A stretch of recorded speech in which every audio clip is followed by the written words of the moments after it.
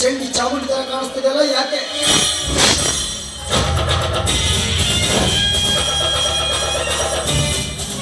ಕೋಣನ ಮಾರಿಗೆ ಬಲಿ ಕೊಡ್ಬೇಕಾಗಿತ್ತು. ಅದಕ್ಕೆ ಏನಿಲ್ಲ, ನಿನ್ನೆ ನಂದು ಮಾತು ಕೇಳಬೇಕಾಗಿತ್ತು.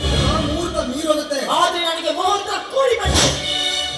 ಶಿವಣ್ಣ, ಅಂದು ನಾನು ದೇವಸ್ಥಾನಕ್ಕೆ ಹೋಗಿ ಬರೋದ್ರೊಳಗಾಗಿ ಯಾರೋ ಪಾಪಿಗಳು ನನ್ನ ಗಂಡನ ನನ್ನ ತಮ್ಮನ ಕ್ರೂರವಾಗಿ ಕೊಲೆ ಮಾಡಿದ್ರು. ಅವರು ಯಾರು ಅಂತ ನಿನಗೆ ಗೊತ್ತಿರ್ಬೇಕಲ್ಲ. ಅದನ್ನ ಮೊದಲು ಮದುವೆ ಮುಗಿಲಿ, ಆಮೇಲೆ ವಿಚಾರ ಮಾಡಿದ್ರೆ ಆಯ್ತು. ಬೇಕಾಗಿಲ್ಲ.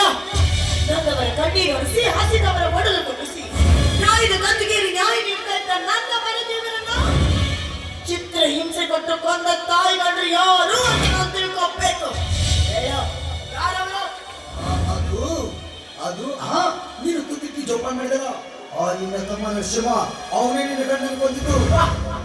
ಮೆಚ್ಚಿನ ಮಾತನ್ನ ಗೊತ್ತಿರು. ನೀನು ಹೇಳು ಕಟ್ಟು ಕಥೆಯನ್ನ.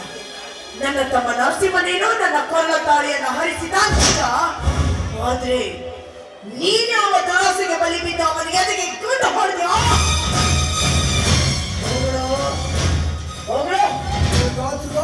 ನಿನ್ನ ಗಂಡನ ಸಾವಿಗೆ ನನಗೆ ಯಾವ ಸಂಬಂಧ ಇಲ್ಲ. ಸಂಬಂಧ ಇದೆ.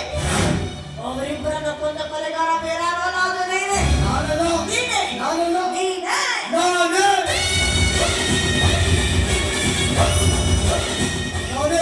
ನಿನ್ನ ಗಂಡನನ್ನ ನಿನ್ನ ತಮ್ಮನ ಕೊಂದಿದ್ದ ನಾನೇ. ನಿನ್ನ ಪ್ರೀತಿಗಾಗಿ ನಿನ್ನ ಮದುವೆ ಆಗ್ಬೇಕು ಅಂತ ಮಾಡಿಸ್ತಾ ಇತ್ತು. ಆದ್ರೆ ನಿಮ್ಮ ಗಂಡ ನನ್ನ ಜೈಲಿಗೆ ಕಳಿಸಿ ನಿನ್ನ ಮದುವೆ ಖುಷಿ ಆಗಿದ್ದ. ಅದಕ್ಕೆ ಅವರಿಬ್ಬರು ನಾನೇ ಬಂದಿದ್ದು. ನೀನು ವೈದ್ಯ ಅನ್ನೋದನ್ನು ಮರೆತು ವೈದ್ಯಾದ ನಿನಗೆ ಗೌರವ ಕೊಟ್ಟು ತನ್ನ ಹೆಂಡತಿ ಸೀಮಂತ ಕಾರ್ಯಕ್ಕಾಗಿ ಮನೆಗೆ ಆಹ್ವಾನಿಸಿದ್ರೆ ಬಿಟ್ಟಿಲ್ಲೋ. ಕೊಲೆಗಾರ ನೀನೆ ಅಂತ ನನಗೆ ಮೊದಲಿನಿಂದಲೂ ಅನುಮಾನವಿತ್ತು. ಆದರೆ ನನ್ನ ಹತ್ರ ಯಾವುದೇ ಸಾಕ್ಷಿಗಳಿರಲಿಲ್ಲ. ಅದಕ್ಕೆ ಸತ್ಯ ಸಂಗತಿ ನಿನ್ನ ಬಾಯಿ ಮೇಲೆ ಊರ ವೇದನೆ ತರಬೇಕು ಅನ್ನೋ ಒಂದೇ ಒಂದು ಕಾರಣಕ್ಕಾಗಿ ನಿನ್ನ ಮೋಹದ ಮಾತಿಗೆ ಮರಳಾದವರಂತೆ ನಟಿಸಿದೆ. ನೀನಾಗೆ ಈ ಮನೆಗೆ ಬರುವಂತೆ ಮಾಡಿ ಇನ್ನು ನನ್ನ ಮುಂದಿನ ಗುರಿ ಒಂದೇ. ನನ್ನ ಗಂಡನನ್ನ ಕೊಂದ ನಿನಗೆ ರಕ್ತ ಕೊಡ್ದ ಮೇಲೆ ನನ್ನ ಮುಡಿಯನ್ನ ಕೊಡ್ತೀನಿ. ನನ್ನ ಮುತ್ತೈದೆತನ ತೆಗಿತೀನಿ. ನಿನ್ನ ಮದುವೆ ಆಗ್ಬೇಕು ಅಂತ ಅಲ್ಲಿಂದ ಇಲ್ಲಿವರೆಗೆ ಬಂದ್ರೆ ಈ ವಿಷಯ ನಿನಗೆ ಗೊತ್ತಾದ್ಮೇಲೆ ಸುಮ್ಮನೆ ಬಿಡ್ತೀನ. ನಿನ್ನ ಗಂಡನ ಹತ್ರ ಕಳಿಸ್ತೀನಿ. ಮಾರೆ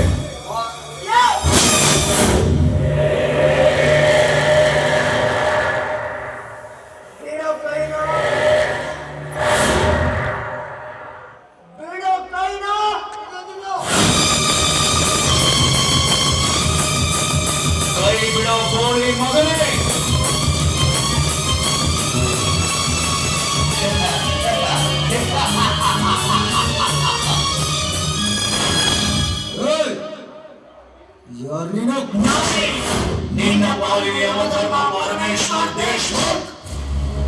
ನಾನೀಗಂತೂ ಹೇಳಿದ್ದೆ, ನಮ್ಮೂರಿನ ಹೆಣ್ಣು ಮಕ್ಕಳನ್ನ ಕೆಣಕಿದ್ರೆ ಅವರಿಗೆ ರಕ್ತ ಕುಡಿತೀನಿ ಅಂತ. ಅಂಥದ್ದು ನನ್ನ ಹೆಂಡತಿ ಮೈ ಮಾಡ್ತೇನೆ. ಇವತ್ತು ನಿನ್ನ ಧ್ವಂಸನಾಗಿ ಕತ್ತರಿಸ್ಬಿಡ್ತೀನಿ. ಈ ಜೀವನ ಇದ್ದಾಗಲೇ ನಾನು ಏನು ಮಾಡೋದಕ್ಕಾಗಲ್ಲ. ಈಗ ಸತ್ತು ದೇವಾದ್ರೆ ನಾನು ಏನ್ ಮಾಡ್ತೀಯ? ಯಾಕಂದ್ರೆ ನಾನು ಆ ಶಿವನ ಭಕ್ತ. ನಾನೇನು ಮಾಡೋದಕ್ಕಾಗೋದಿಲ್ಲ.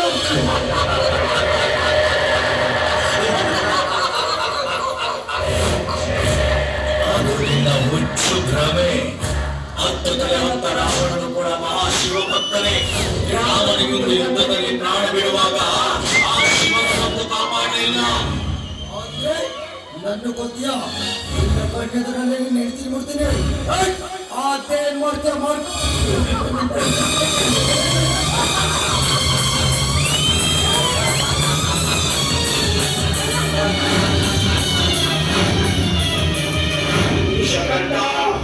ಸಂಚು ಮಾಡಿ ಮಂಚು ಹಾಕಿ ನನ್ನ ಚಿತ್ರೆ ಹಿಂಸೆ ಕೊಟ್ಟು ಕೊಂದ ನಿನ್ನ ಉಳಿಸೋದಿಲ್ಲ.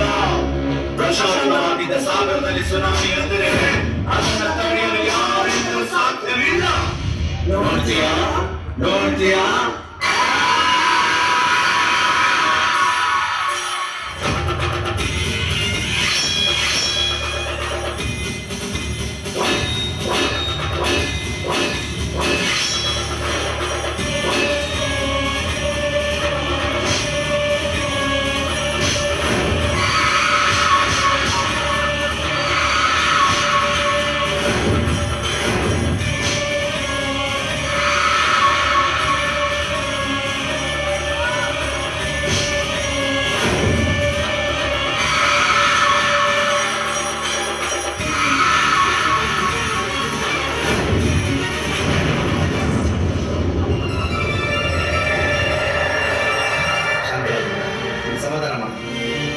ನನ್ನ ಆತ್ಮಕ್ಕೆ ಶಾಂತಿ ಸಿಕ್ತು.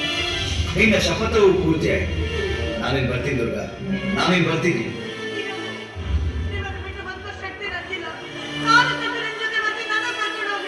ಬೇಡ ದುರ್ಗಾ, ನಿನ್ನ ಮಡಿಲಲ್ಲಿ ನಮ್ಮ ವಂಶದ ಕುಡಿ ಬೆಳೀತಾ ಇದೆ. ಅವನ ಲಾಲನೆ ಪಾಲನೆ ಜವಾಬ್ದಾರಿ ನಿನ್ನ ಮೇಲಿದೆ. ನಾನಿಲ್ಲ ಅನ್ನೋ ಕೊರಗೊಂಡು ಯಾವತ್ತೂ ಬರಬಾರ್ದು. ಅವನೇ ದೇಶಮುಖದ ಮನೆತನದ ನ್ಯಾಯಾಧೀಶನಾಗ್ಬೇಕು. ನನ್ನ ಸಮಯ ಮುಗೀತು. ನಾನೇನ್ ಬರ್ತೀನಿ ದುರ್ಗಾ, ನಾನೇನ್ ಬರ್ತೀನಿ. ಸ್ವಲ್ಪ ಹಿಂದೆ ಸುಂದರ ಕ್ಷಣ